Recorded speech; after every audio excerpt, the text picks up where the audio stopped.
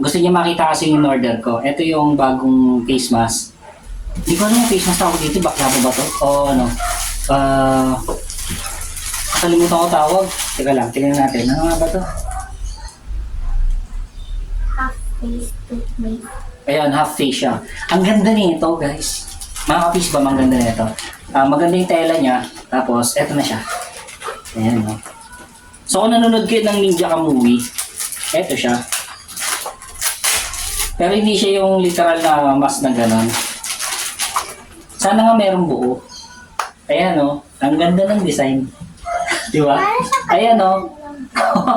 Di ba? Ang ganda? Anak, di ba? Ang ganda? Oh.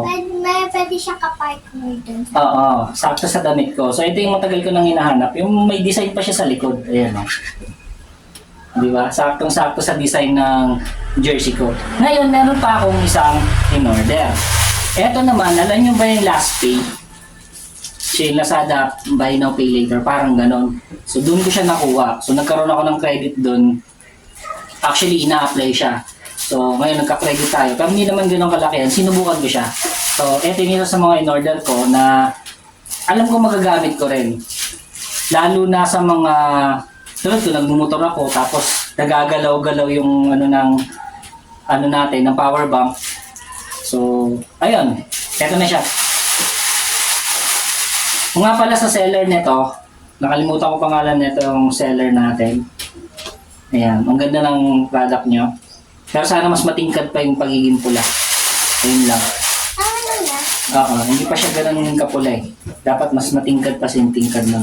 Ngayon, ito yung USB. 2 meters to na in-order ko.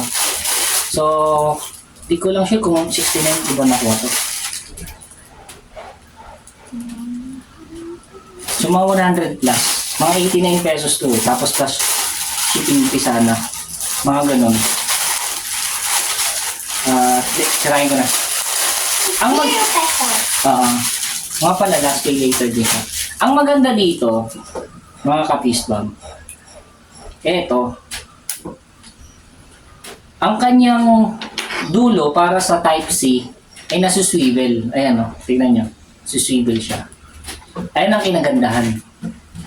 So, kung malikot kayo na ganyan nyo, okay siya. Hindi yung tulad na mababali dito.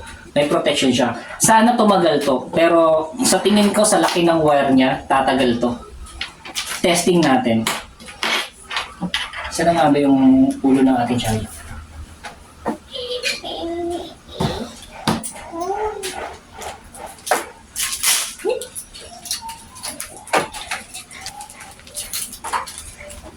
So ayan, meron tayong ulo ng charger is fast charger naman to. Ganon din to eh, fast charger daw to eh. Ayan. Tingnan natin kung gagana. Uy! Ang maganda sa kanya, umiilaw. Ayan. At eto. Pati dati kailangan i-charge yung charger. Hindi na. Ayan. Gagana na siya.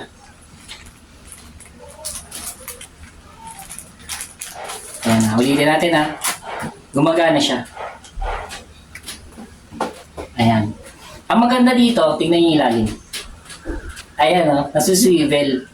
So kung nagta-travel ka, nilalagay mo to sa bag mo, hindi siya nakadiretso. Pwede mo siyang iganyan. Kung nakaganyan yung phone mo, pwede mo rin iganyan kung nakaganito. Depende kung ano yung gusto mong pag-swivel niya. So ayan. Diba? Ang ganda ba anak? Tingnan niyo. Tsaka umiilaw siya pag madilim. Kita Dito siya. na tayo nakakakuyan. Sure, nakakakuryente yan, anak, dahil may wire dyan eh, tsaka nag-charge. Kung tutusukin, pad yun. So, ayun, may bago na akong charger na magagamit ko. Anak, peace bang na.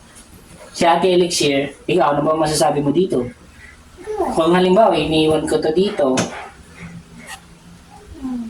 hindi nyo na mababalik kasi nakabali na sila nandito.